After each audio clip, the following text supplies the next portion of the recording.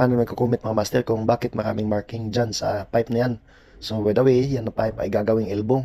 So para makuha yung degree mga master, ayan mga master dito na ipapasok na dito sa workshop yung mga nakating. Ayan, nabalatan na, natanggalan na ng plastic sa kilid at nakabibil na yan mga master. Ready na yan i-fit up mga master. So makikita mo dyan, nandyan pa rin yung mga marking niya, di ba? Ang dami dyan mga master na ikating para sa, ayan na. So siya yung taga-taking mga master. So hinila dyan sa taas gamit ang crane. Ayan, shout out sa inyo. Magsisimula na mag-pit up ng elbow. Ayan, matapos dito natapos na mga master, isasalang na din dito sa ayan, sa pagwe-welding. Pass na yan mga master, makikita mo dyan na nakataking lang gamit yung maliit na bakal. So ang ganda, di ba?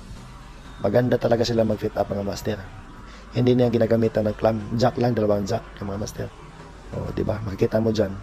Si Chris Lee, shout out. So, isa lang yung Pilipino dyan mga master na nakasali. So, dami pala yung production namin mga master.